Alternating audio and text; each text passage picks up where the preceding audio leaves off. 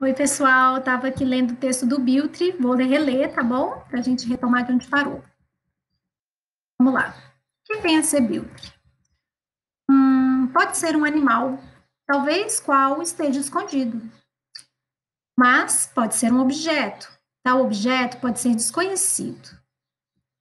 Pensando melhor, Biltri pode ser uma comida típica de um povo desaparecido. Pode ser um adjetivo, esse adjetivo pode ser sinônimo de desinibido, mas pode ser um vocábulo, tal vocábulo temido. Pensando melhor, Biltri é um atributo. Talvez esse atributo poderá um dia ser polido. Núbia Ramos. Núbia, muito bom seu texto. Tem uma leveza, tem uma graça, tem algo assim, partes assim incríveis, como por exemplo, comida típica de um povo desaparecido, pode ser desconhecido, muito bom, tá? Continua aí produzindo, gostei muito. Para esse texto, vamos lá. Esse texto aqui eu só vou mudar aqui, porque eu acho que ele fica melhor nessa disposição. Pronto. Então vamos lá. O lugar do tempo, da Adriana Cerqueira. Em que lugares o tempo pode me levar? De repente sou convidada a entrar em um túnel de lembranças, de borboletas azuis e florezinhas coloridas. Aquela casa era no alto do morro e o tempo era feliz. Era de cirandas, de aprender a ler, de observar minha mãe feliz. Depois, a casa era floresta. Flores, cachoeiras, tinha cheiro de poesia, 1000 desenhos coloridos. E o tempo era infinito. Mas foi ficando triste e a casa ficou no passado, embaçado. Ficou lá no alto da montanha. Agora a casa era saudade. E o tempo inadequado, triste. Hoje, pensando no tempo da casa da montanha, minha memória encontra alegria. As borboletas e o aroma das framboesas que ficaram naquele tempo, guardado no meu tempo de vida, em um lugar que volta e meia poderei revisitar. Muito bom, muito bonito. Esse daqui foi um exercício de escrita livre, 7 minutos. Vamos ver, depois de cortar 20 palavras. Escrever. Ah, escrever não é nada fácil, eu sei. Já doeu muito ter que escrever. Doeu mais ter que cortar. Sofrer aquela dor toda da construção e vir alguém cortar, dói. É como se estivessem recriminando um filho, cortar, cortar, é podar para agradar. E quando não se quer agradar? Quando se quer brincar com as palavras? E se a escrita não tivesse qualquer outra razão de não ser que não fosse para se desanuviar, se desafogar, tomar um ar? E se essas palavras, essas simples palavras, só quisessem sair da minha mente e se materializar, por que não expressá-las? Por que ter medo de deixá-las jorrar? Por que censurá-las? Escrevo para mim, mas quando vejo as palavras não são mais minhas. De fato, nunca foram. Só as portei por um tempo, um breve tempo. Elas já foram de outro alguém e de outros alguéms.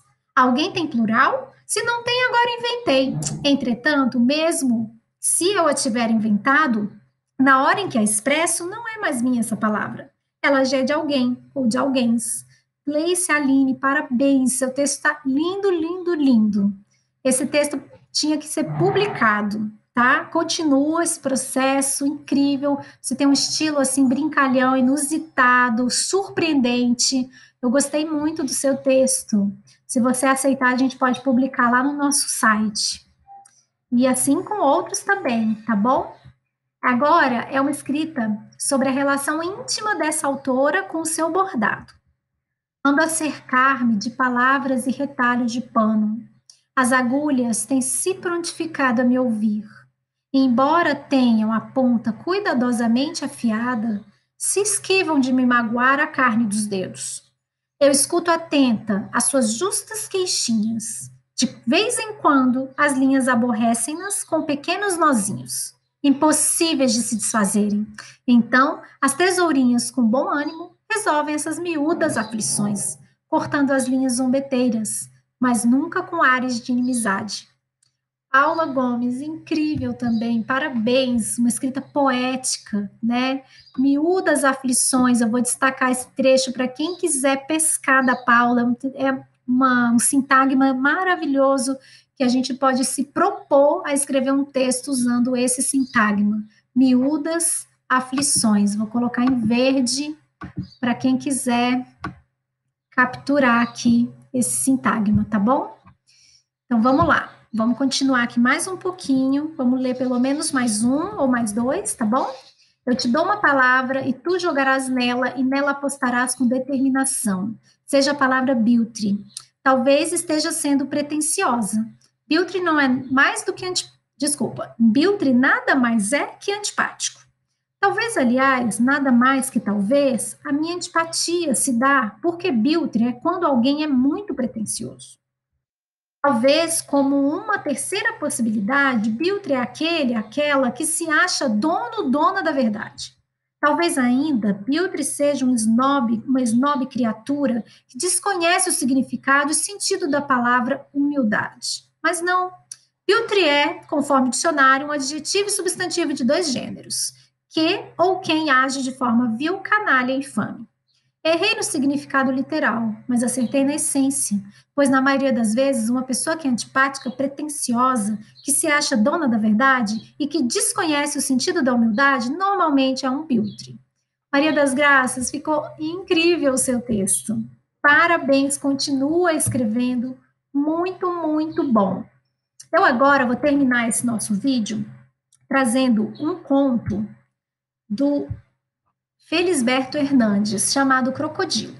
Esse conto, eu vou começar a ler para vocês. E eu vou mandar em PDF ou em Word, acho que eu vou mandar em PDF, que eu tenho ele em PDF, para que vocês possam ler o resto do conto. É um pianista, escritor uruguaio, do Uruguai, que conta para gente esse conto chamado Crocodilo. Então, vamos lá. Numa noite de outono, fazia um calor úmido e eu fui a uma cidade que me era quase desconhecida. A pouca luz das ruas estava atenuada pela umidade e por algumas folhas das árvores. Entrei num café que ficava perto de uma igreja, sentei-me numa mesa de fundo e fiquei pensando na vida. Eu sabia isolar as horas de felicidade e encerrar-me nelas. Primeiro roubava com os olhos qualquer coisa descuidada da rua ou do interior das casas e depois a levava para a minha solidão. Tinha tanto prazer em olhá-la que se as pessoas soubessem, teriam me odiado.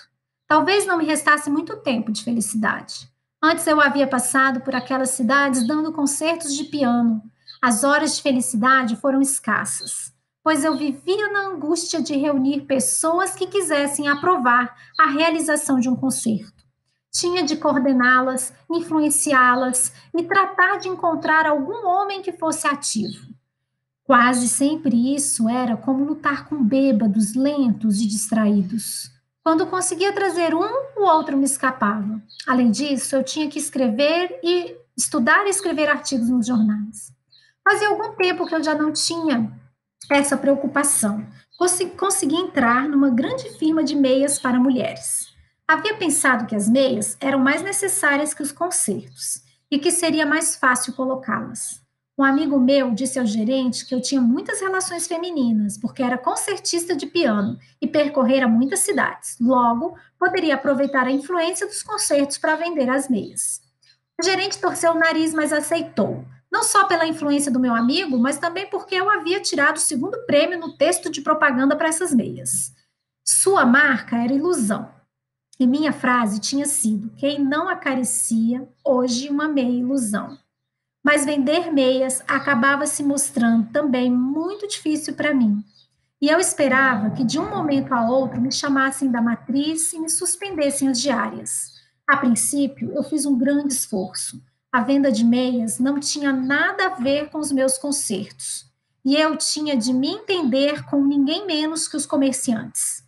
Quando encontrava velhos conhecidos, dizia-lhes que a representação de uma grande casa comercial me permitia viajar com independência e não obrigava meus amigos a patrocinar concertos quando não fossem oportunos. Meus concertos jamais foram oportunos. Nessa mesma cidade me apresentaram pretextos pouco comuns. O presidente do clube estava de mau humor porque eu havia feito levantar-se da mesa do jogo e me disse que uma pessoa que tinha muitos parentes morrera e que metade da cidade estava de luto. Eu então lhe dizia: ficarei uns dias para ver se surge naturalmente o desejo de um concerto. mas lhes provocava má impressão o fato de que um concertista vendesse meias.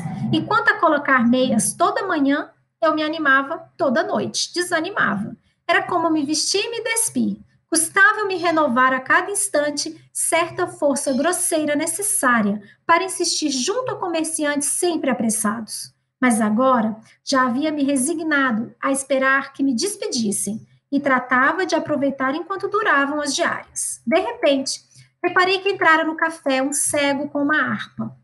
Eu o havia visto de tarde. Decidi ir embora antes de perder a vontade de aproveitar a vida. Mas, ao passar perto dele, tornei a vê-lo com um chapéu de abas mal dobradas e os olhos rodopiando na direção do céu. Enquanto fazia esforço para tocar algumas cordas de harpa, tinham sido remendadas e a madeira clara do instrumento e todo o homem estavam cobertos por uma gordura que eu nunca tinha visto. Pensei em mim e fiquei deprimido. Quando acendi a luz do meu quarto do hotel, vi minha cama daqueles dias. Estava descoberta e as varinhas niqueladas me faziam pensar numa jovem doida que se entregasse a qualquer um. Depois de deitado, apaguei a luz, mas não conseguia dormir. Torne a acendê-la e a lâmpada surgiu debaixo da cúpula, como o globo de um olho sob uma pálpebra escura. Apaguei-a e em seguida quis pensar no negócio das meias, mas por um momento continuei vendo no escuro a cúpula. Tudo isso aconteceu no tempo que um mata-borrão levaria para absorver a tinta derramada. No outro dia de manhã, depois de me vestir e me reanimar, fui ver se o trem da noite tinha me trazido más notícias. Não recebi carta nem telegrama. Decidi percorrer o comércio de uma das principais ruas. Na ponta dessa rua havia uma loja.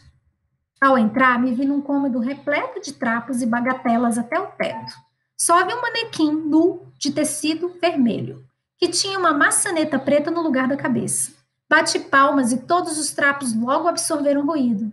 Atrás do manequim apareceu uma menina de uns 10 anos que me disse com maus modos: "O que quer?"